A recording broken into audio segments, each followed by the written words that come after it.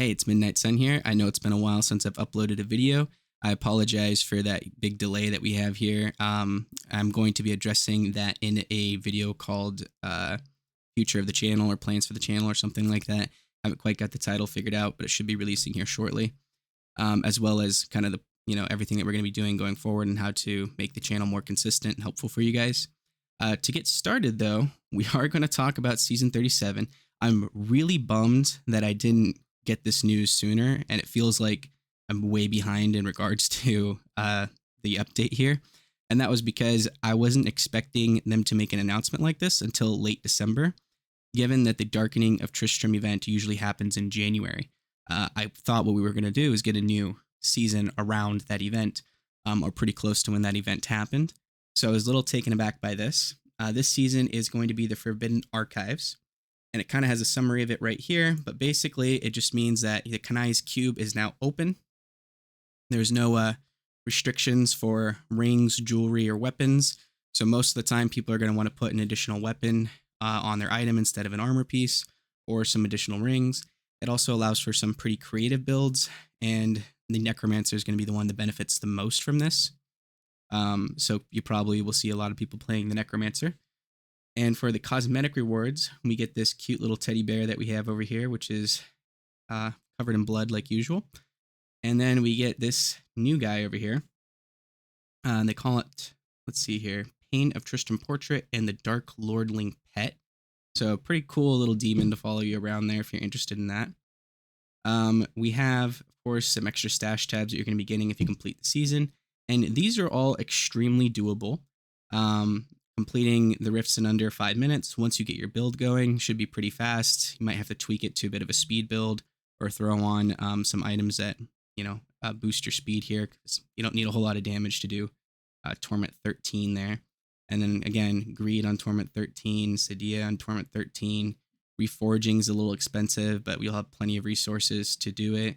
Augmenting an item, it's only a level 50 or greater legendary gem, which means you can do greater rifts if you wanted to instead of doing the Petrified Screams. And then level 3 gems to 55. All easy. Now, when it talks about the conquests this season, this can be kind of hard to see here. Let's see if I can enlarge it. There we go.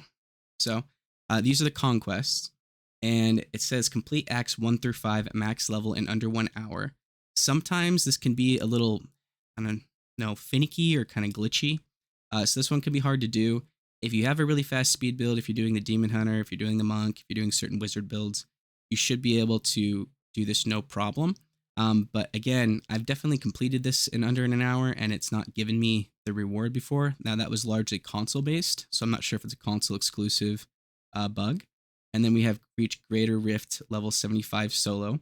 Most of you guys should be able to do that this season. We got plenty of power, so it shouldn't be an issue whatsoever.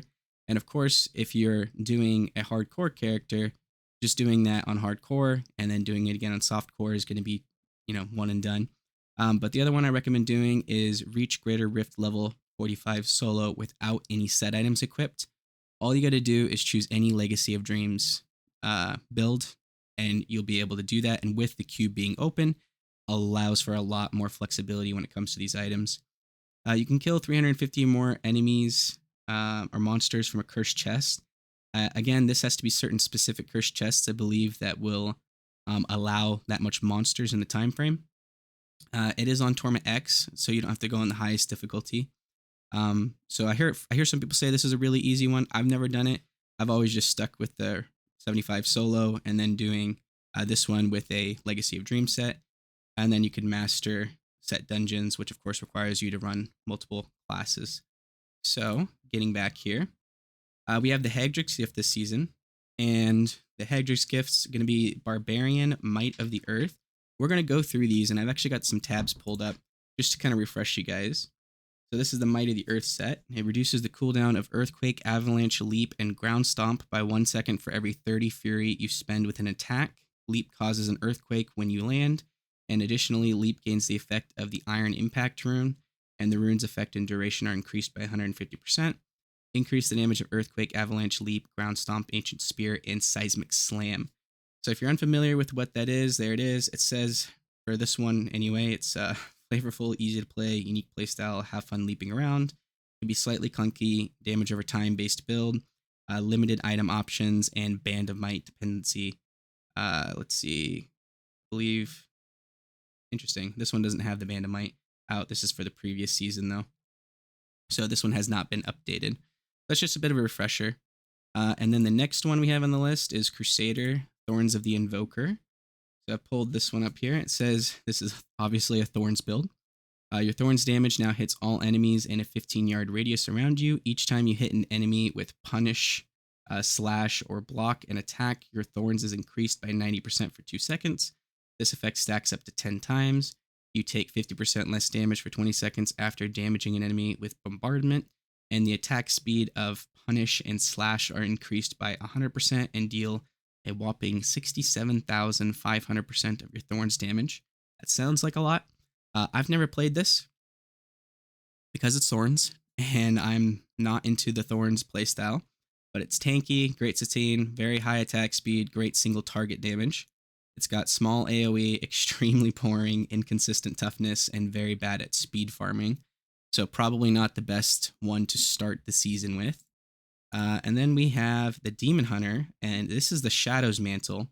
Now, this is a very powerful set in the beginning of the game, and obviously Demon Hunter has the God set and other kind of speed farming sets. Shadow itself is relatively fast. So let's go ahead and take a peek here. And this one is updated as of November 25th. It says, while equipped with a melee weapon, the damage of your Bolas, Chakram, Phantom Knives, and Impale is increased by 600%, or 6,000%, excuse me. And given the fact that you can upgrade into Carlea's Point right at the very beginning of the game, as soon as you unlock the 2-piece set bonus, you're going to be doing massive amounts of damage. Next thing on here is Shadow Power gains the effect of every rune and lasts forever. And then the final 6 pieces, Impale deals an additional 120,000% weapon damage to the first enemy hit and 40,000% to subsequent enemies. So very good option if you're going to be going with the Demon Hunter this season. And again, we have some kind of flexibility when it comes to running the set. Now, if you notice, the cube is unlocked, and we're not actually doing anything different for this set whatsoever. So that's just how powerful the Shadow set is in general. Next one is going to be the Monk, and this is with the Monkey King's Garb.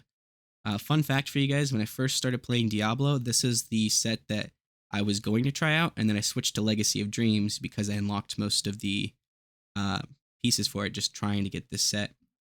And here it is. It says your damage taken is reduced by 50% while Sweeping Wind is active. Every second, Sweeping Wind spawns a decoy next to the last enemy you hit that taunts nearby enemies and then explodes by 1,000% weapon damage for each strike or each stack of Sweeping Wind you have. Flashing Tail Kick, Tempest Rush, and Wave of Light have their damage increased by 1,500% for each stack of Sweeping Wind you have. And again, I'm just going over the sets and not the items because I expect that a lot of the items are going to change, and you can do multiple different versions by mixing up the items. So I'm just kind of showing what the sets are.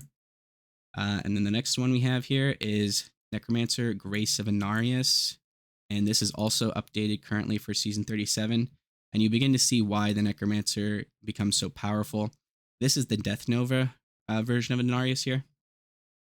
And bone armor damage is increased by 1,000%. So not super helpful in the beginning. Bone armor grants an additional 3% damage reduction per enemy hit.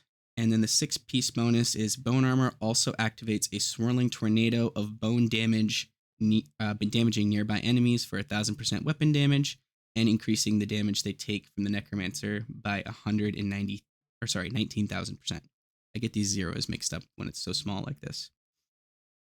I don't think I went over the bonuses for the bottom on the last one, but you could see it in the video. This one is easy to set up, simple DPS rotation, that's damage per second, incredible AoE damage, and high toughness and recovery. It requires GR fishing, Samochrums can die, has to stand still a lot, and struggles on single targets. So here we see the Necromancer does take 2 weapons, the Blood-Tide Blade to boast Death Nova, and then your secondary skills deal 400% additional damage while bone armor is active, but reduce the remaining duration of bone armor by 4 seconds. Of course, this set boosts bone armor here. So that was that one. The next one, we have one of my wife's favorite, Raiment of the Jade Harvester on the Witch Doctor here. So for this one, when Haunt lands on an enemy already affected by Haunt, it instantly deals 3,500 seconds worth of Haunt damage. Soul Harvest gains the effect of every rune and has its cooldown reduced by 1 second every time you cast Haunt or Locust Swarm. And then Soul Harvest reduces damage taken by 50% for 12 seconds and consumes your damage over time effects on enemies, instantly dealing 26,000? Yeah, seconds worth of the remaining damage. So, man, my throat is really congested and condensed here. It's getting kind of hard to talk, but hopefully I'll be fully healed here and better in a couple days. So we got here flavorful, unique playstyle, big AoE damage, instant burst damage. It's low mobility, low toughness, long setup time, and requires practice. And the last one we have here is Firebird's Finery on the Wizard. And that's this one right here. And it disintegrate ignites enemies, causing them to take 3,000% weapon damage per second until they die. When you die, a meteor falls from the sky and revives you. This effect has a 60-second cooldown. So if you're playing hardcore, this gives you, at the 2-piece bonus, an extra life as long as 60 seconds has passed, from the time it activates. Casting Disintegrate adds combustion stacks that reduce the cooldown of Teleport by 2% per stack and stacks up to 50 times. You gain 80% damage reduction while maintaining combustion stacks. You gain 5,000% increased damage while Ignite is applied to a target. Hitting an ignited enemy with a non-channeling fire spell deals Ignite damage multiplied by combustion stacks, and pets cannot trigger this effect. And what you have, again, it's flavorful, caster playstyle, smooth gameplay, easy to get started gear. And it's a bit of a boring playstyle, random meteor landing, vulnerable to crowd control, conflicts with the Firebird set spirit. So that was all of the builds there, just kind of a brief description of them.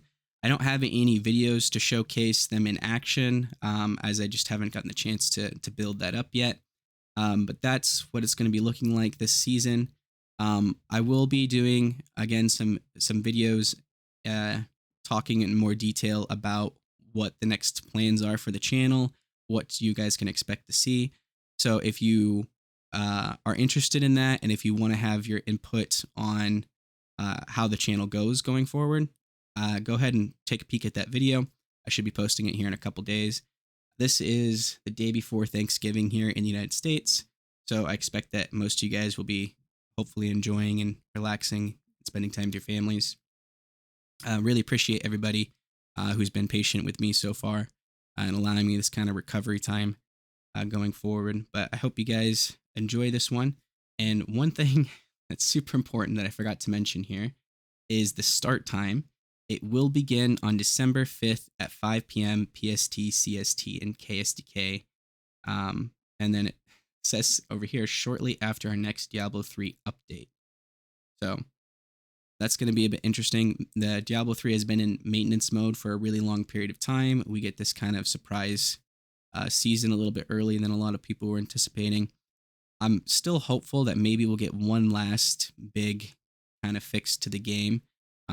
But I haven't heard anything on that yet because everyone's been focused on Diablo 4 going forward.